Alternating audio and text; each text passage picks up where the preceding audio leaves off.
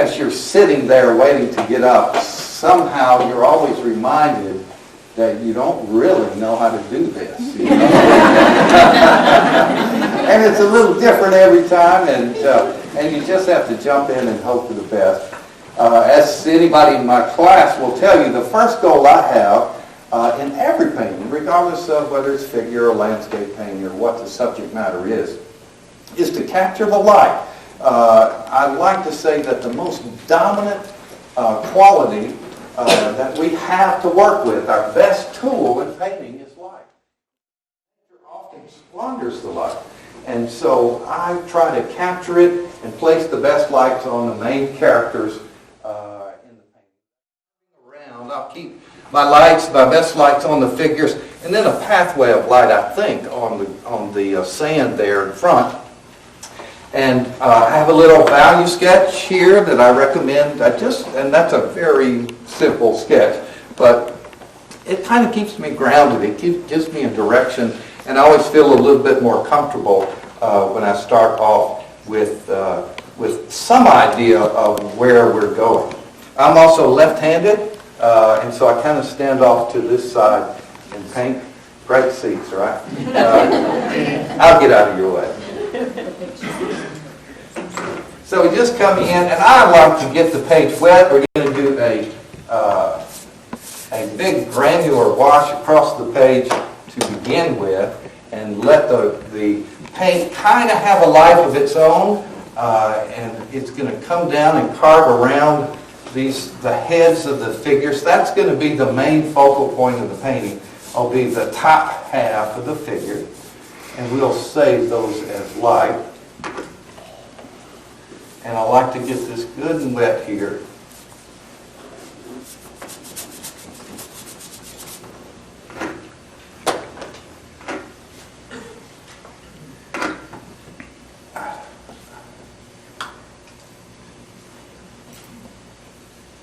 And one of the things I try to do, it's what I call linkage, is link the figures together to think about light as being a thing that moves around. It's not just stationary on every figure, but there is a tying together of the parts and pieces with the quality that I call linkage. And again, this is not the wash. I'm just putting enough paint on this early start so we can just see where that first wash goes. Because the figures are dry, they'll resist this first wash, and the pigment will run around it. Pretty exciting so far, huh? That Don can wet down a page. You know? All right, we're kind of ready to go here. And we're going to try to get a little paint on the page. One of the things that I've talked about repeatedly with my class is that first wash in watercolor, we tend to understate. We don't read value properly in the beginning because we're automatically comparing everything to white paper. And so one of the goals that I have is to put enough pigment into that first wash. And it's almost like if I think I'm making an overstatement, then that tends to end up being about what I'm after. How many times have you or I started the painting and said and thought that we were being bold, and then an hour or two later, depending on what else happened in the painting, we wish that we'd gone back and hit that first wash a little bit stronger. And so I'm trying to, these are light colors, but I'm trying to put some boldness in the lights to make this a wash that is well pigmented in the light. Now that I've kind of got them cut around, we can more casually put down some of this paint. Try to work in a few neutrals into some of this so that it's not just color, and counterbalance some of that. And this let this, I think that's what I wanted to do.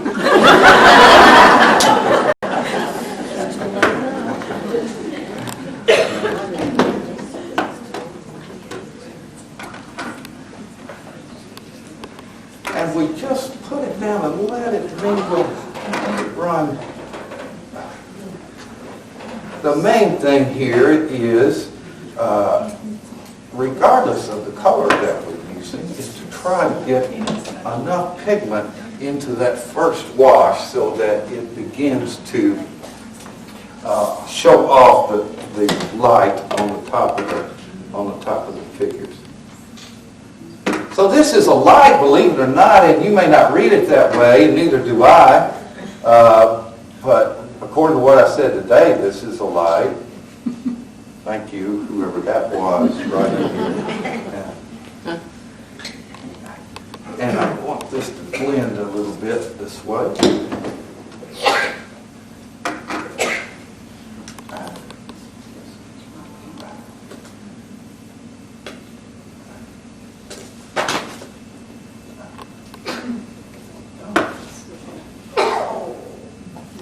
It's going to run just a little bit, and I'll be able to pick those things up. And most of my dip-offs get a little bit drippy and that kind of thing, but because the figures are dry, they resist pretty well. And this is, I think, a strong enough wash to show off the tops of it. So I'm trying to really push that first value, again, using light colors, the light blues, light reds, orange, but it's well pigmented, or a good bit of pigment here. The one area that seems a little bit weak in looking up at the mirror, and the mirror always helps me out, is this area right in here. So while it's wet, and I hope that it's still wet, I'm just going to strengthen that up just a little bit and let that blend that way. Oh my.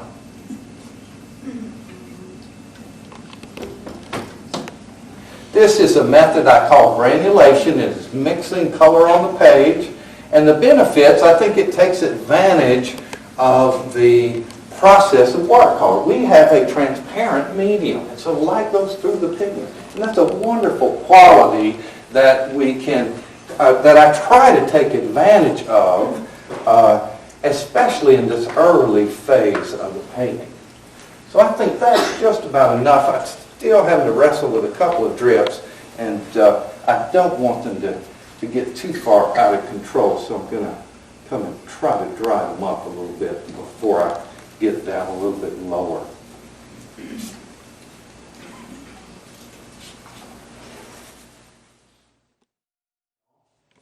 Let's get rid of that a little bit. And I want to, this is going to be wet sand down here. I wanted to save some light in the midsection of the painting, but I'm going to use pretty much the same colors.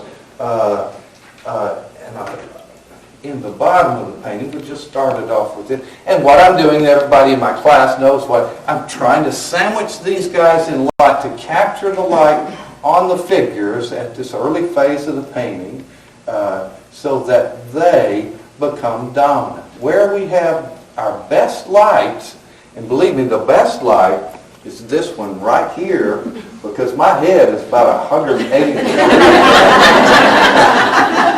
But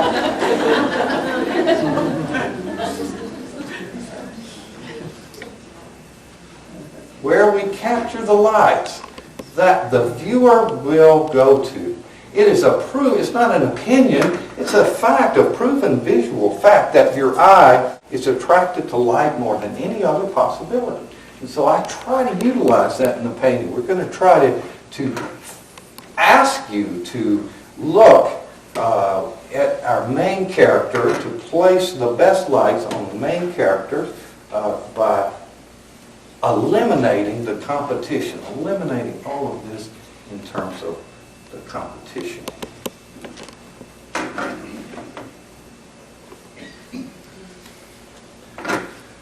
Okay, that's the kind of the start. Now I'm ready to get into the figures and begin, and I don't want to just mix a lot of flesh and say flesh is tan, flesh is tan. We're going to play around a little bit with the color. I always like to. One of my theories, or one of the things I believe, is that if it's the shape of an object, we know it's a figure. It doesn't have to be the right color always. Or just a hint at what the color possibilities are. So while this is drying, and under this light, it won't take long, we'll come in and begin to hint, or a beginning hint of these figures. One of the things I mentioned before, I believe in linkage. I want to not paint 1, 2, 3, 4, 5, 6, 7, 8, 9 figures. I want to paint a grouping of figures. So I'm coming in and wetting this down and letting some of what is in one figure melt through into the next, and not just say tan flesh. We're going to put some tan on them. But first I want to get some other possible colors down here, and then we'll sneak in a little bit of a hint of tan.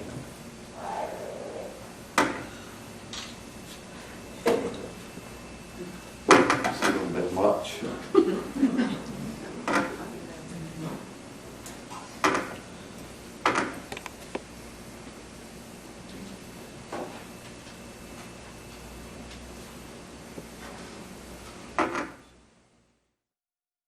Individuality in a little bit.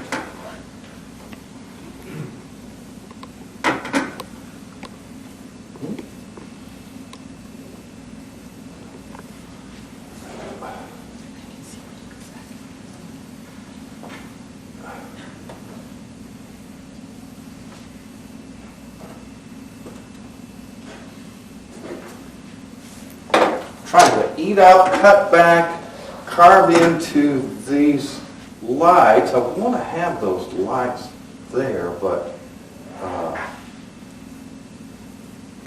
the fewer I have, the more important the ones that are, the more I get rid of, the more important the ones that are left will become. So I'm just trying to eliminate some of that competition.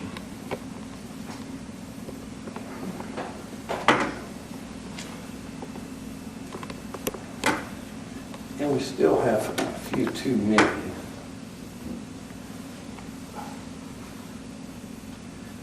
I guess my recurring problem in every painting is this right here. I like that color. Yeah. And I am in a decided minority on that. It's a mixture, but a turquoise, a yellow, and hot green. So it's so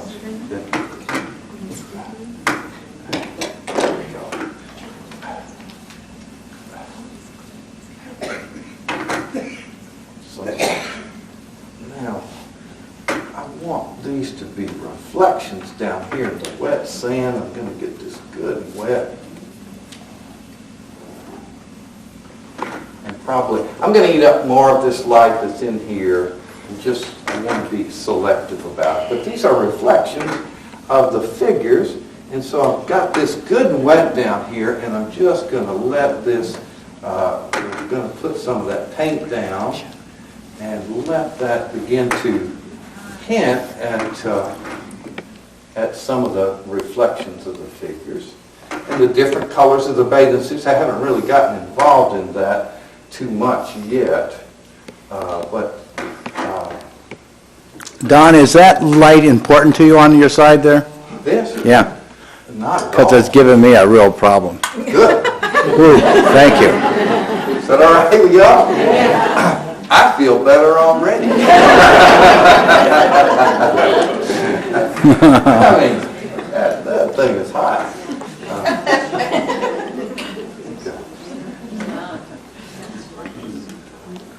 Okay, let's put some things down here. And again, we're not going to try to control. We can change and alter this any way that we want. want to. We're just doing some hints of reflections and those kinds of things. And we'll like some and we won't like others. And we'll alter and change those until we find some more to our liking. I don't want them to just be single colors. I'm going to turn them on the side, let them mingle just a little bit. These will be the lightest colors. This gray and all will be pushed down dark. Uh-oh. Uh-oh. Those will be birds. That's,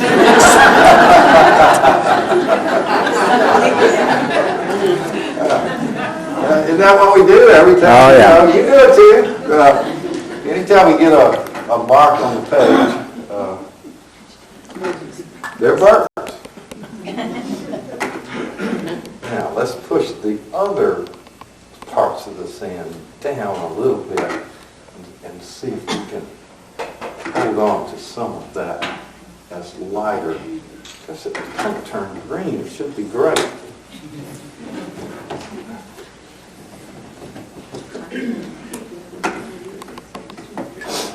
Excuse me, allergies. Ooh.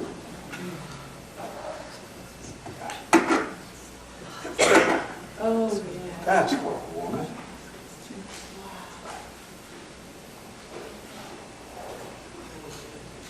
This process of granulation, it kind of has a life of its own that doesn't always work out. It is kind of, we're leading the paint. We're trying to coax it a little bit into in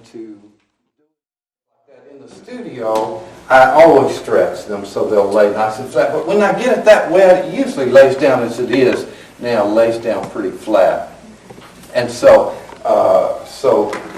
I'm not going to worry with stretching it, or don't need to worry with stretching it here. Also, I'm going to come in just warm. I'm bringing just some of the colors that are up in the sky up here so that there will be a relationship in that regard also. And I don't want all to just run that way.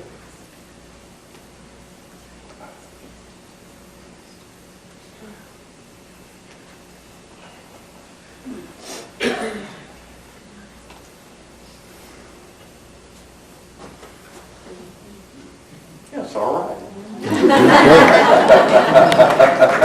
yes, it is.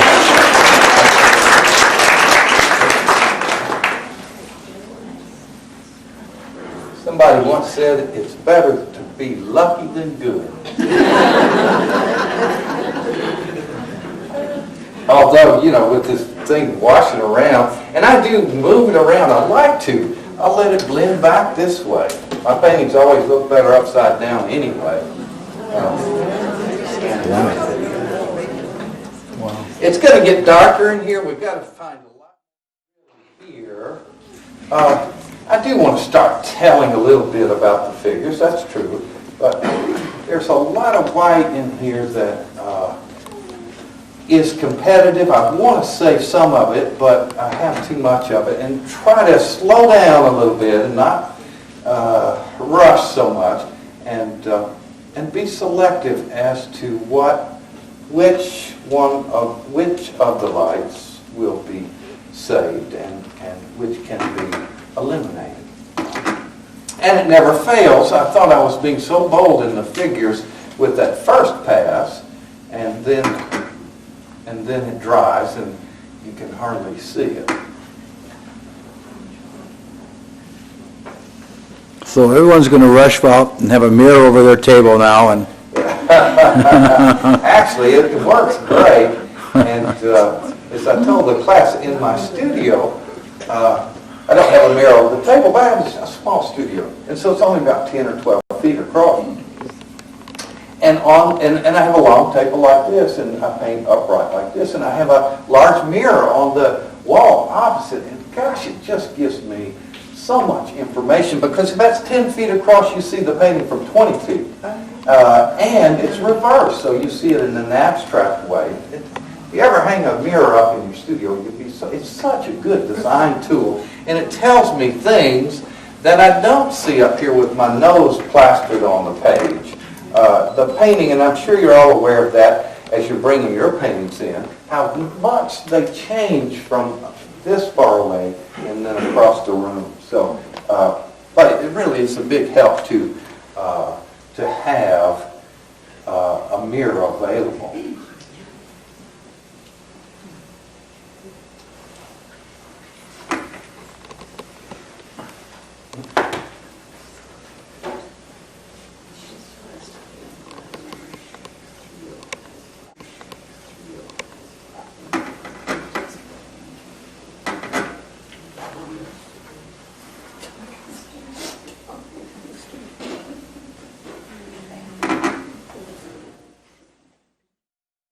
Orange reflection here of the figure, and he's got on gray pants.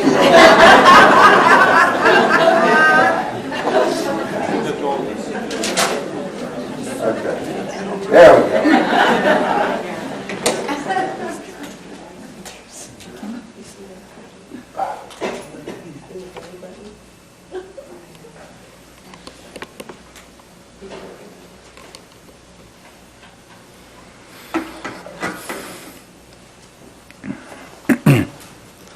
What size brush is that?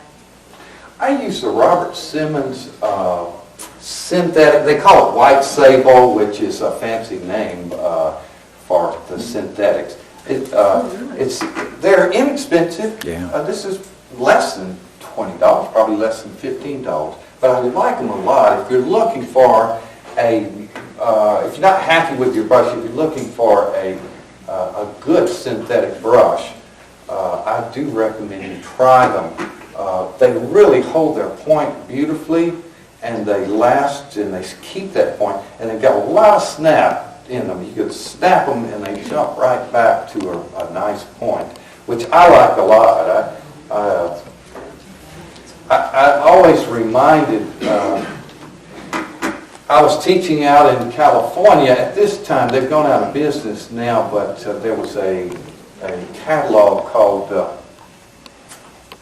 well, they were out of business. Now you know why they're out of business. Nobody can remember their name. These things are looking a little bit thin in color, and I'm going to go back and hit them a little bit more, bring in a little more granulation into them, let the colors mingle and mix just a little bit more. You say granulation, and usually when you brush it too much, you lose granulation. Is that true? No, I don't feel that that's true. Okay. And maybe our terms are different. When I talk about granulation, I'm talking about mixing the paint on the, like that. Oh, okay. Mixing on the paint. So while this is wet and I bring in that, That's what I granulation. call granulation. Okay. I know there are some pigments that are called granular, and I don't just limit myself to those paints, but sometimes our terms are not good, are they? And, but that's what I call granulation. I need some bathing suits here.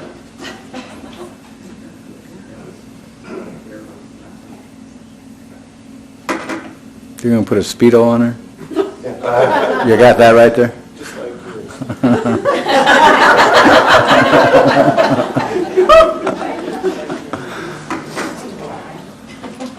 It's getting trippy a little bit. I'm going to be, as soon as I just get a little more paint on these guys, I'm going to stop and let this dry, so that will, isn't it just about time for our break? Yeah, you're right. And give me just a few minutes, and then we'll take a break.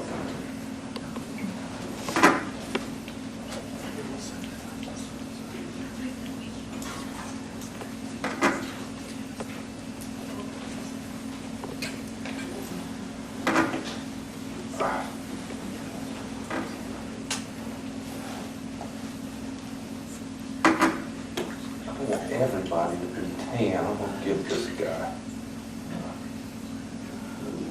blue start. And then just let that mingle a little bit.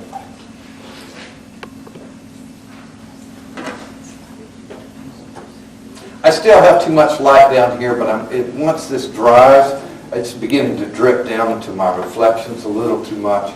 But when that dries during the break, then I want to just save some of that light, but not quite so much as I have right now. And, but if I go back into it now, I'm afraid it's going to all mingle down.